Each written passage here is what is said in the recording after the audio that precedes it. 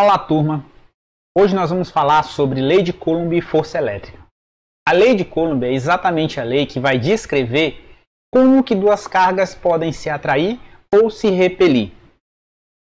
Vamos à aula? Então, turma, a nossa aula de hoje é sobre lei de Coulomb e força elétrica. Essa é a lei que vai descrever de que forma ocorre a força de interação entre essas cargas. A força elétrica, ela é uma força que age à distância. O primeiro conceito que eu quero mostrar para vocês é o conceito de forças de campo. O que são forças de campo? Vejam bem, a gente conhece algumas forças que atuam sem ter contato com os corpos. Por exemplo, o ímã, que é o mais comum e é mais do nosso cotidiano. O ímã, para atrair um pedaço de ferro, ele não precisa tocar nesse pedaço de ferro, nessa barra de ferro. Basta que haja uma aproximação. E aí, por um conceito conhecido como campo, quando essa barra de ferro entra no campo magnético desse ímã, ocorrem as interações. Tá? Então, forças de campo são aquelas que ocorrem à distância. E aí a gente tem dois exemplos bem clássicos, né? Vamos ver aqui a definição primeiro. Olha só. São interações que acontecem entre corpos que são mediadas por um campo. O exemplo que eu falei para vocês, campo magnético, que é no caso do ímã, e o campo gravitacional. Nesse caso aí, o campo gravitacional do Sol, né? Uma Terra orbitando aí em torno do Sol. Mas a gente pode considerar o campo gravitacional da Terra, o campo gravitacional da Lua. Então, a força magnética e a força gravitacional são forças que ocorrem à distância. São forças que são mediadas por uma entidade chamada de campo. Nesse caso, campo magnético. Nesse caso, campo gravitacional. Certo? A força elétrica, turma, ela é também uma força de campo. A gente vai entender isso melhor mais na frente. Aqui eu queria mostrar para vocês um pouco do conceito de gravitação universal ou de força gravitacional. A força gravitacional, ela ocorre de forma proporcional às massas dos corpos. No caso, quanto maiores as massas, maior é a força gravitacional. Inversamente proporcional à distância. Bom, isso é bem óbvio, né, turma? Quanto mais distante o corpo está do outro, menos interação ele vai ter e a força ela vai diminuir. Quanto maior a distância, menor a força. Eu queria que vocês prestassem bem atenção nessa equação aqui, ó. Porque a nossa equação de lei de Coulomb, ela tem uma semelhança muito grande com essa equação aqui, ó. Força gravitacional é igual a uma constante vezes o produto das massas dividido pela distância que separa os corpos. Guardem essa equação. O primeiro cidadão a medir ou a experimentar cargas elétricas e chegar numa expressão foi o Coulomb, Charles Augustin de Coulomb. Através desse dispositivo chamado de balança de torção. Tá? Professor, o que é a balança de torção? Olha só. Aqui eu tenho uma réplica e aqui eu tenho o projeto original da balança. Por que eu digo que foi o primeiro a calcular valores de constante, a montar uma equação para isso? Porque já haviam previsto que a força elétrica ela seria muito parecida com a força gravitacional. Ela teria o mesmo comportamento da força gravitacional. Só que, experimentalmente, quem chegou a conclusões concretas experimentais foi o Coulomb. Certo? Vamos ver como é que essa balança funciona. Vamos ver um vídeo aqui.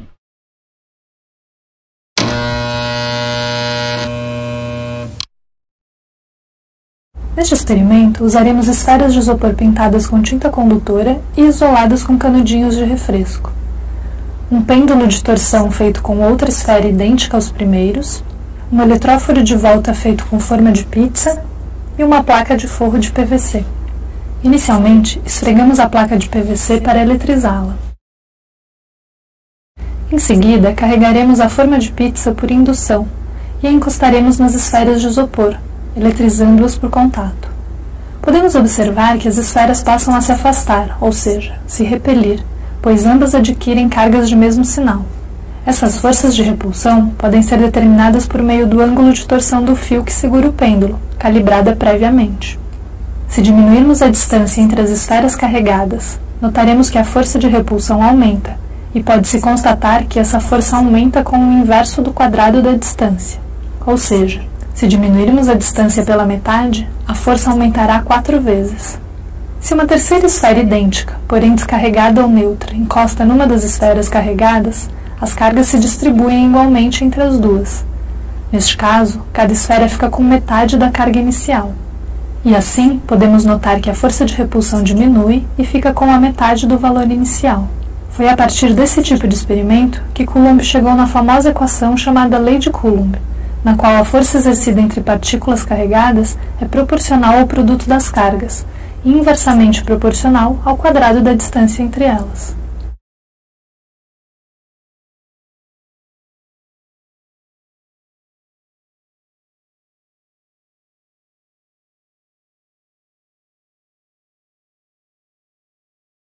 Bom, como deu para perceber no vídeo, turma, nós vimos ali os 3 processos de eletrização, né, que nós já vimos em aulas, né? Nós percebemos ali os 3 processos de eletrização: eletrização por atrito, eletrização por contato e eletrização por indução.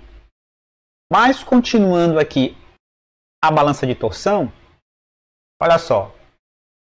Quais foram as conclusões que Coulomb chegou? Primeiro, ele concluiu que a força ela é diretamente proporcional ao produto das cargas, tá?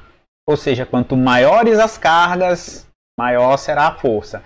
Essa figura aqui, turma, esse símbolo aqui significa proporcional, tá? Esses módulos aqui é só para a gente desconsiderar os sinais das cargas, porque a gente só vai usar esses sinais quando a gente for definir se é atração ou repulsão. Para a gente calcular a intensidade da força não há necessidade. Então foi a primeira conclusão de Coulomb, que a força é diretamente proporcional ao produto das cargas. E ele concluiu também que essa mesma força ela é inversamente proporcional ao quadrado da distância. Ou seja, se a distância aumenta, a força diminui. Tá? Enquanto aqui ó, a relação ela é assim, diretamente proporcional, se um aumenta, o outro aumenta, se um diminui, o outro diminui, aqui a relação é inversamente proporcional. Quanto maior a distância, menor será a força. E aí, juntando tudo isso, ele chegou ao que chamamos hoje de Lei de Coulomb. Juntando as duas relações, nós temos a equação da Lei de Coulomb. E aqui é o texto da Lei de Coulomb, que fala exatamente aquilo que nós já falamos: a intensidade da força com que duas cargas pontiformes se atraem ou se repelem é diretamente proporcional ao produto dos módulos dessas cargas, ó, e inversamente proporcional ao quadrado da distância, aqui. Tá? E essa é a equação da Lei de Coulomb. Para determinar o sentido da força, aí a gente lança a mão do princípio de atração e repulsão. Cargas de sinais contrários se atraem, cargas de mesmo sinal se repelem. Vamos ver agora, turma, o que cada um desses termos significa. O K0 ele é a constante eletrostática. E no vácuo tem esse valor, certo?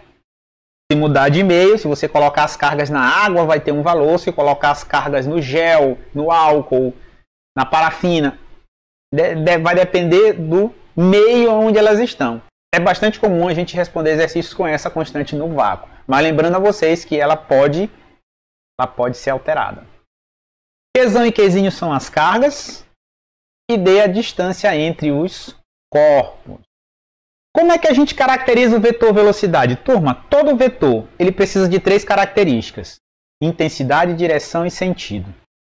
A intensidade, nesse caso, ela é dada pela expressão da lei de Coulomb. Ou seja, essa expressão. Certo? Então, para se calcular a intensidade do vetor, é só usar a equação da lei de Coulomb e resolver encontrar o valor de F. Mas existem outras 2 características, que são direção e sentido. Como é que a gente determina a direção? Olha só. Se eu tenho 2 cargas, eu traço um segmento de reta entre elas. Na hora que eu traço um segmento de reta entre elas, turma, eu estou determinando qual é a direção da força. Eu estou dizendo que a força ela só pode estar nessa direção aqui, ó. Certo? Na direção que é descrita pelo segmento de reta que une as 2 cargas. Nesse caso, a direção ela é horizontal. E o sentido? O sentido, a gente já até falou, a gente adiantou isso aí no slide anterior. Cargas de sinais opostos se atraem. E cargas de sinais iguais se repelem. Então aqui você caracterizou com intensidade, usando a equação, direção com a reta que une, ou segmento de reta que une as 2 cargas. Ó, aqui também a gente pode fazer a mesma coisa. Ó. E o sentido, ele é determinado pelo princípio de atração e repulsão. Certo? E a gente vai ficando por aqui. Na próxima parte dessa aula, a gente vai falar sobre campo e no final vamos responder algumas questões. Certo? É a próxima. Bom, vamos falar agora sobre campo elétrico, turma. Campo elétrico é aquela entidade que media a ação de forças de campo. Nós já falamos disso aqui. As forças de campo que a gente conhece são a força gravitacional, a força magnética e a força elétrica. Por isso que eu falei lá no início da aula de lei de Coulomb. Afinal de contas, ela ocorre à distância, ela se manifesta à distância. Não há necessidade do contato entre as cargas. Então vamos ver o que é esse tal de campo elétrico. Olha só, todo corpo eletrizado, turma, ou carga elétrica, vai gerar no seu entorno uma região que vai estar sob influência dele. Tá? Essa região ela vai intermediar relações elétricas entre outra carga, entre essa carga que a gente vai chamar de carga fonte, a carga que gera o campo, e uma outra carga. Essa região a gente chama de campo elétrico. Tá? Então a gente vai ter aqui uma carga, nesse caso positiva, uma região nas vizinhanças, no entorno, e essa região a gente chama de campo. Tá? Aqui é o campo elétrico. Como é que eu faço para calcular o campo elétrico nessa região? Para isso, turma, eu preciso determinar um local. Tá? Porque, veja bem, se eu tenho um ponto bem aqui, o campo elétrico é um. Se eu tenho um ponto aqui, o campo elétrico é outro. Eu preciso ter um ponto que vai servir como referência de espaço, uma localização, para que eu possa calcular esse campo elétrico. Então, olha só, um ponto P e uma distância, né? Turma, o ponto, ele não é um corpo, ele não é uma carga, ele não é uma partícula, tá certo? Ele é apenas um local no espaço. Eu uso o ponto como referência para me localizar, só isso. Então, no fundo, o que vai me interessar é a distância da carga até aquele ponto. O ponto ele só serve de referência, tá certo? Não esqueçam disso. Ali não tem carga, ok? Bom, turma, a relação entre campo e força elétrica, ela é total, certo? Tanto que só existe força se existir campo. A força elétrica ela só se manifesta porque existe um campo elétrico. Caso contrário, não há possibilidade. Tá certo?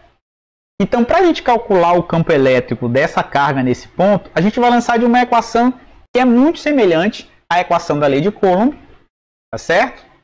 E é essa aqui, olha só. A diferença é que eu só tenho uma carga, que é a carga fonte. A carga fonte ou carga geradora, na verdade, é só uma referência, porque todas as cargas elas vão gerar seu próprio campo elétrico. Então não esqueçam disso. Como eu acabei de falar, a relação entre força e campo ela é muito grande. Na verdade, não dá para separar as duas coisas, né? Só existe força porque existe campo elétrico. Então a gente pode ter uma equação que relacione as duas, olha só. Reparem bem aqui, turma, ó, na equação da força, lei de Coulomb. Quem é essa expressão? Isso mesmo. Essa expressão é o campo. Então o que eu vou fazer? Eu vou tirar tudo isso aqui e vou substituir por E, já que E é igual a essa expressão. Olha só como é que fica. Tá certo? E aí a gente tem a relação, a equação que relaciona força elétrica e campo elétrico. E a gente pode escrever isso de maneira vetorial dessa forma. Certo? Reparem que quando a gente escreve de maneira vetorial, o módulo desaparece, porque aqui em cima a gente está trabalhando somente com valores escalares, né? Só com a intensidade, só com o módulo dos vetores força e campo. E aqui não, aqui a gente já considera direção, sentido e intensidade.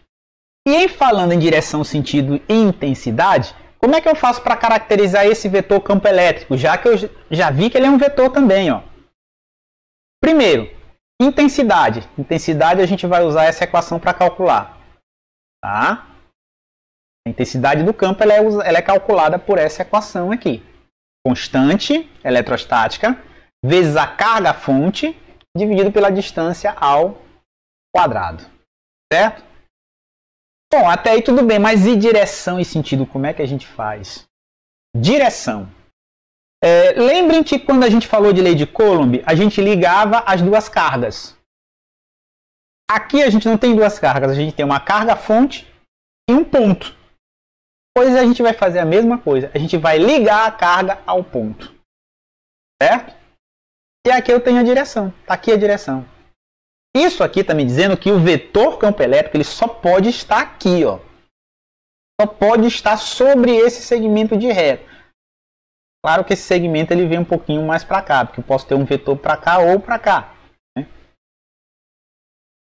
Uma carga negativa, mesma coisa. Se eu escolho o ponto, escolhido o ponto, eu traço um segmento de reta que une a carga ao ponto e eu tenho a direção. Agora eu quero um ponto acima da carga. Sem problema. A direção aí ela é vertical. Olha só. Pronto. Então, para encontrar a direção, basta ligar a carga-fonte ao ponto. E o sentido? Bom, o sentido vai depender da carga-fonte. Certo?